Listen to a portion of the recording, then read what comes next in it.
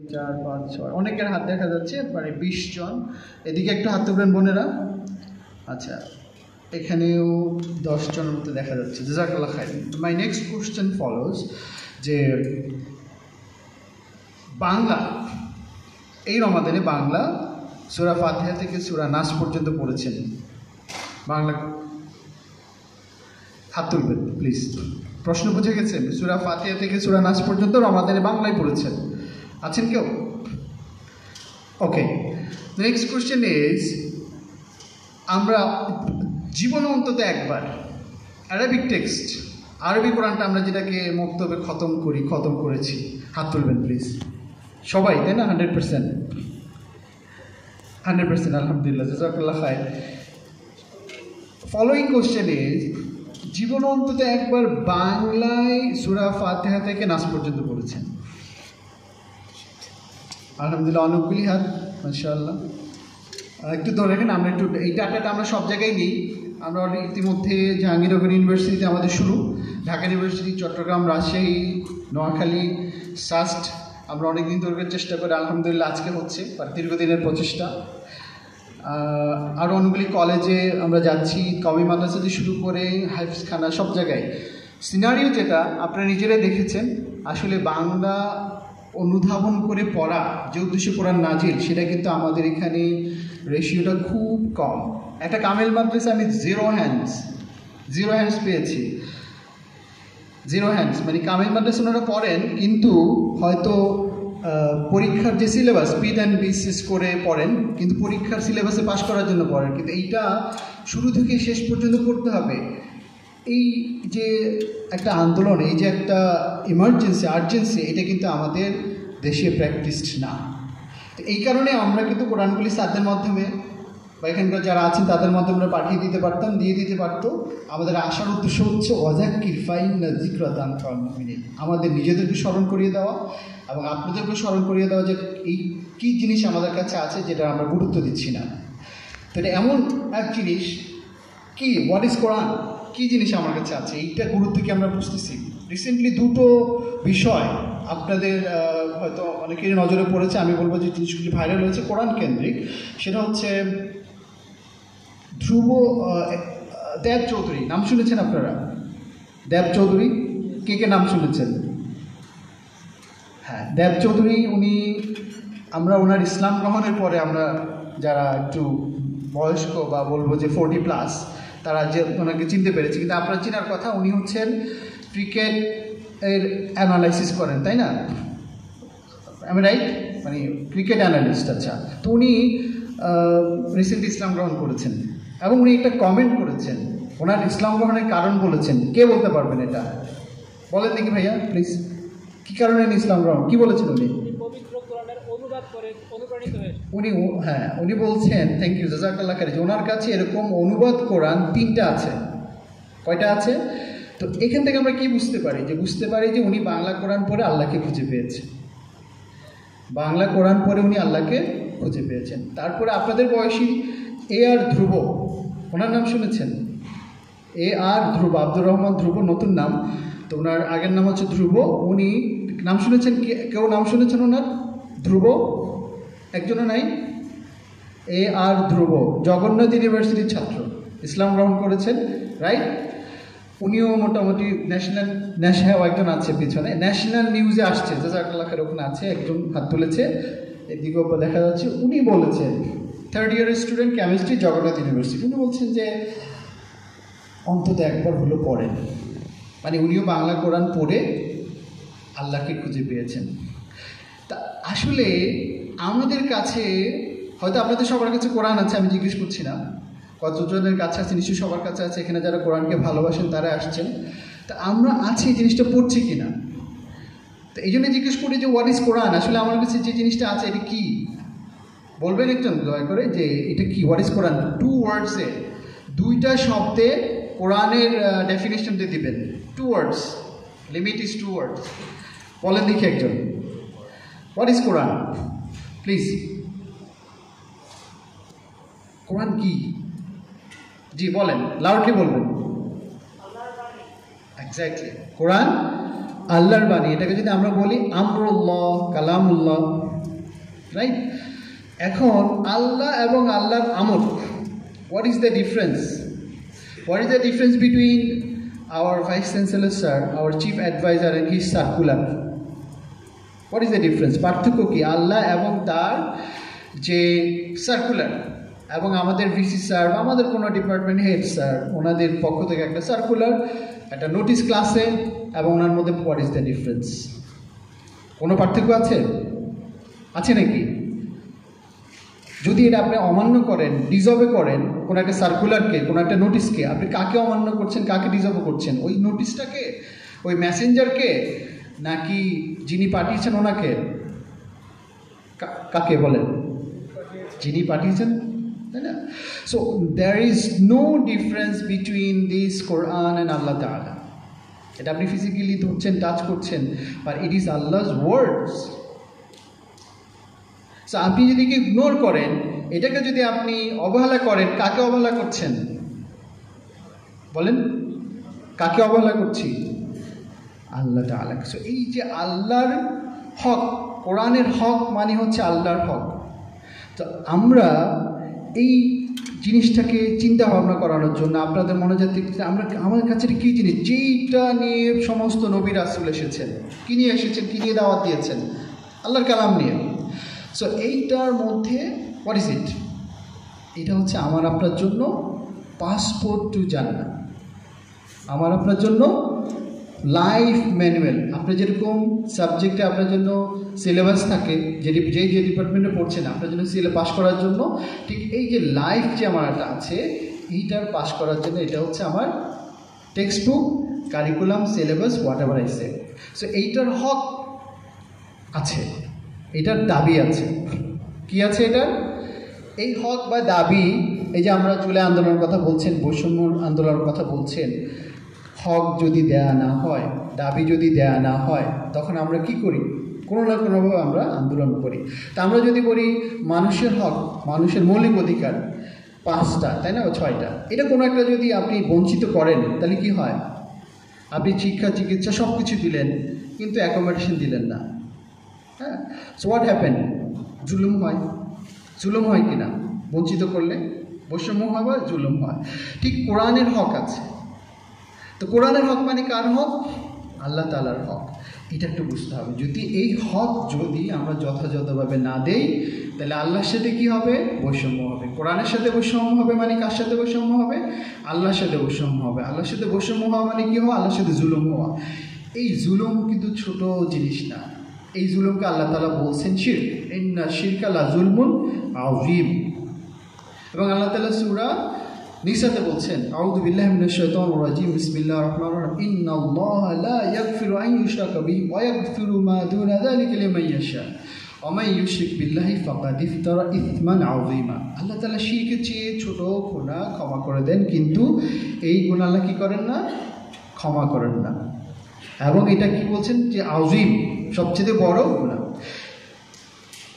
এই হক যদি ঠিকমতো আদায় না হয়, রাসূলুল্লাহ সাল্লাল্লাহু আলাইহি ওয়াসাল্লাম কিয়ামতের মাঠে বিচার দিবেন। আমরা জানি যে সুপারিশ করবেন, শাফায়াত করবেন, কিন্তু সূরা ফুরকানের 30 নম্বর আয়াত আপনি একটু লিখে রাখতে পারেন। সূরা ফুরকানের, এটা আমাদের জন্য ওয়ার্নিং। সূরা ফুরকানের 30 নম্বর আয়াত, 25 নম্বর সূরা 30 নম্বর আয়াত, ওয়াকালা রাসূলু ইয়া রাব্বি ইন্না কওমি ইত্তাখাযু হাযাল কুরআনা মাহজুরা।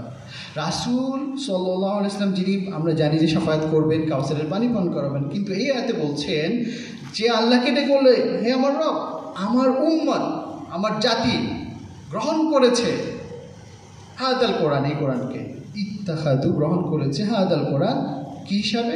মাহজুরা। মাহজুরা পরিত্যাজ্য বিষয় হিসাবে।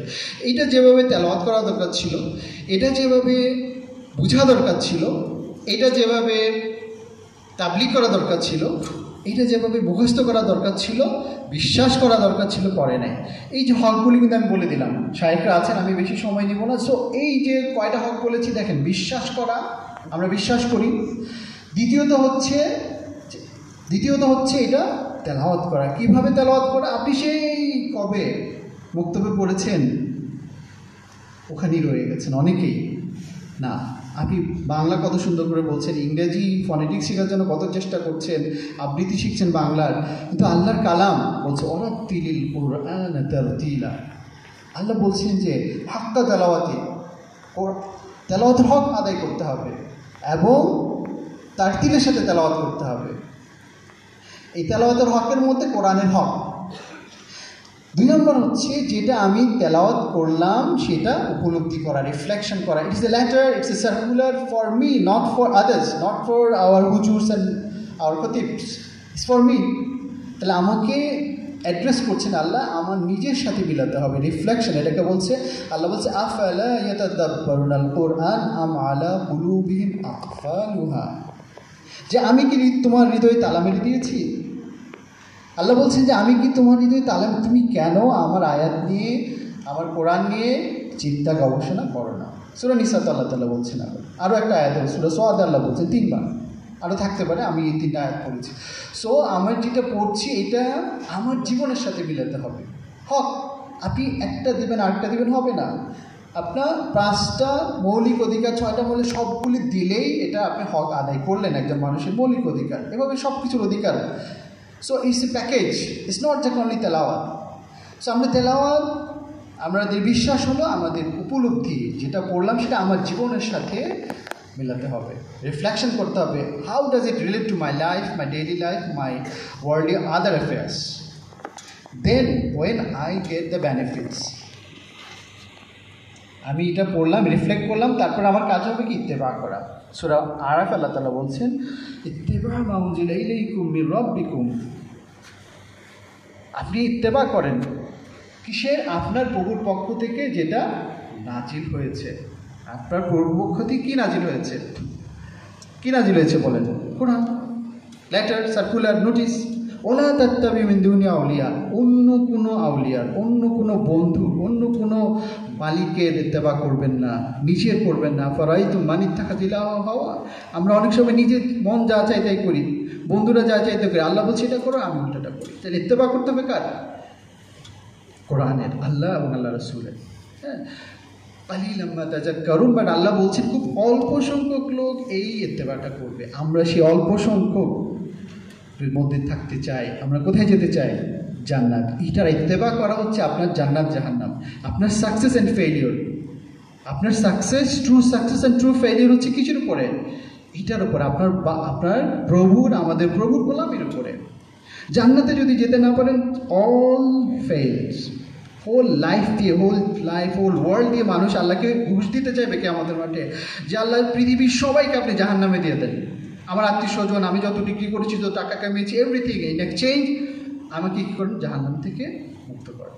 আল্লাহ বলছে টু লেট।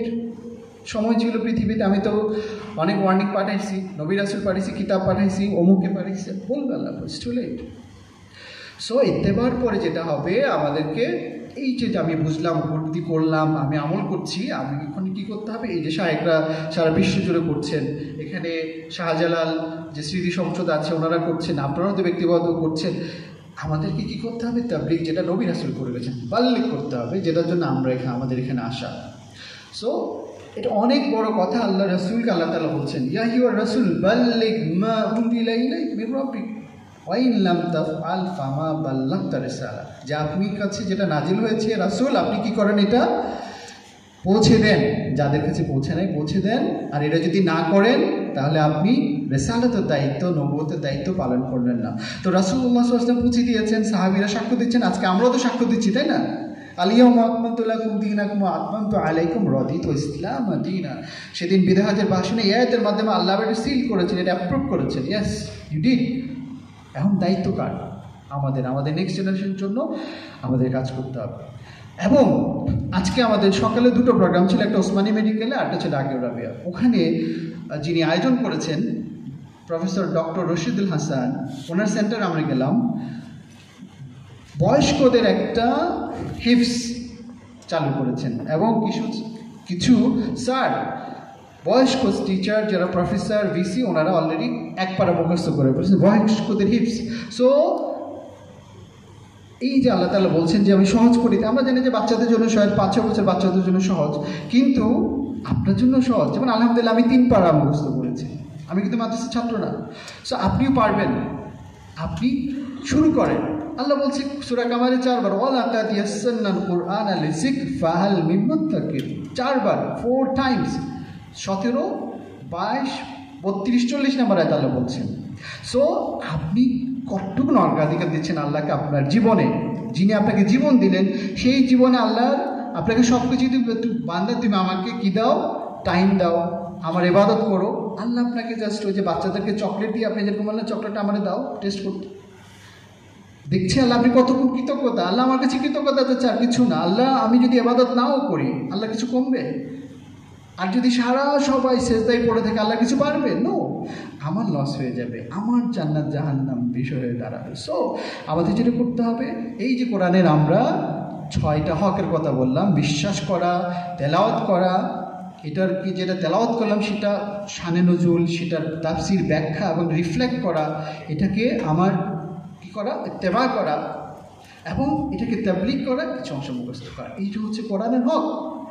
আর এটা যদি না করতে পারি, একটাও যদি মিসিং হয়, তাহলে কোরআনের হক আদায় হবে না, কোরআনের সাথে বৈষম্য হবে। এটা যদি হয়, I will not be successful. মানে সাকসেসের ডেফিনিশন, আমরা মনে করি যে সাকসেসের ডেফিনিশন হচ্ছে ওয়াট? আমরা বড় বড় ডিগ্রি অর্জন করা, তারপরে সমাজে, রাষ্ট্রে আমাদের বড় পজিশন নেওয়া, তাই আমরা তো এটাই মনে করি। তারপরে অনেক টাকা কামানো, this are the definition of success. No, Allah বলছে সূরা ইমরানের 185 নম্বর আয়াতে, ওমান যুহজিয়া আনিন নার, ওমান যুহজিয়া আনিন নার উদখিলাল জান্নাহ ফাকাদ ফাজ। দেখেন আপনার জীবনের সাকসেসের ডেফিনিশন আল্লাহ দিচ্ছেন। What is the success? Allah বলছে যাকে জাহান্নাম থেকে মুক্ত করা হলো এবং জান্নাতে দাখিল করা, দ্যাট ইজ সাকসেস। আর আমি সাকসেস বলছি কাকে? হ্যাঁ, আমি এগুলি ছোটো ছোটো সাকসেস, বাট আমার যদি মাথা আসে, আমার যদি বডি আসে, আমার বাকি যা আছে এগুলি চলে আসবে। বাকি দিকগুলিতে আপনার আল্লাহ দিবে। আপনার জীবনটা আল্লাহ দিয়েছে, আপনার যে সাকসেস আপনি চাচ্ছেন, রব্বানা আতিনা ফিদ দুনিয়া হাসানা ওয়া ফিল আখিরাতি হাসানা ওয়া কিনা আযাবান নার, সেটা আল্লাহ দেবেন। হ্যাপিনেস, ট্রু ট্র্যাঙ্কুইলিটি আপনি ধন সম্পদ এগুলিতে পাওয়ারে পাবেন না। যারা পাওয়ারফুল ছিল, যারা পাওয়ারের রং এক্সারসাইজ করছে, দেখেন তারা কিছুদিন পরে কী পরিণতি ভোগ করে। শুধু বাংলাদেশে না, is all around the world. So true success হচ্ছে আল্লাহর গোলামি করা, আল্লাহর গোলামি করে দুনিয়াতে ট্র্যাঙ্কুইল হ্যাপিনেস লাভ করা এবং আখিরাতটাকে জান্নাত নির্ভর করা। কারণ আপনাকে আল্লাহর কাছে যেতেই হবে। আল্লাহর কাছে, আমরা আল্লাহর কাছ থেকে আসছি, কোথায় যাবো আবার? There is no other way. Either Jannah or Jahannam, nothing in between. আমাদের লাইফ শুরু হয়েছে কোথায়? লাইফ শুরু হচ্ছে কোথায় বলেন তো? আলমোর রোডে। তারপরে আমরা আসছি কোথায়? লাইফের জার্নিটা বলে আমি শেষ করে দিব। লাইফ শুরু হচ্ছে কোথায়? রুহের জগতে। আলাস্তু বিরাব্বিকুম, আল্লাহ তাআলা বলেছেন না? আমরা সবাই বলেছি ইয়েস, লাইক প্যাভিলিয়নে বসেছিল, ক্রিকেটের প্যাভিলিয়নে, টাইম অ্যান্ড কন্টেক্সে আসছে। তারপরে আমরা কোথায় আসছি বলেন তো? লাইফের সেকেন্ড স্টেশন মায়ের পেট, রাইট? লাইফের থার্ড স্টেশন ওয়াট? আমরা যেখানে বসে আছি, দুনিয়ার পেট। লাইফের ফোর্থ স্টেশন বারজাখ, কবর। What is the fifth station? হাসর হবে, বিচার হবে। আপনি আল্লাহ তাআলা যে দায়িত্ব দিয়েছে, যা করেছেন এটা ঠিক মতো করেছেন কিনা, রাইট? বিচার হবে। এরপরে কোথায়? শেষ নাকি? লাইফ ওখানে শেষ? ওখানে গরু, ছাগল, পশু শেষ হয়ে যাবে, কিন্তু আমার আপনার শেষ হবে না। আমরা যদি একটা কুকুর হতাম, যদি একটা ছাগল হতাম, যাদের জন্য জাহান্নাম নির্ধারিত হবে, তারা আল্লাহকে কুন্তু দুরাবা, যখন দেখবে যে গরু, ছাগল, মহিষ এরা যখন রিভেঞ্জ নেওয়ার পরে ধুলাই পর্যবসিত হচ্ছে, তখন আক্ষেপ করবে যারা জাহান্নামী, কেন আমি গরু হলাম না, কেন আমি একটা ছাগল হলাম না। ওকে, তারপরে আয়তার জান্নাত জাহান্নাম। সো লাইফ, ইন্না লিল্লাহি ওয়া ইন্না ইলাইহি রাজিউন, life has an start, it does not have an end, it starts in hell or in paradise. আমরা কোথায় যেতে চাই? আমরা কোথায় যেতে চাই? আমরা কোথায় যেতে চান? জান্নাতে। সেই জান্নাতের পাসপোর্ট, জান্নাতের কারিকুলাম, সিলেবাস আপনার সামনে। সুতরাং এটা প্রতিদিন পড়তে হবে, এটার হক আদায় করতে হবে। এটার হক আদায় মানে কার হক আদায় হবে? আল্লাহর হক আদায় হবে। কোরআনের হক মানে কার হক? আল্লাহর হক। There is no difference between Allah Taala and Quran. Okay, so আমার এই কথা বলে শেষ করছি। সুবহানাকাল্লাহুম্মা নাশহাদু আল্লা ইলাহা ইল্লা আনতা নাস্তাগফিরুকা ওয়া আতুবু ইলাইক। আসসালামু আলাইকুম ওয়া রাহমাতুল্লাহি ওয়া বারাকাতুহু।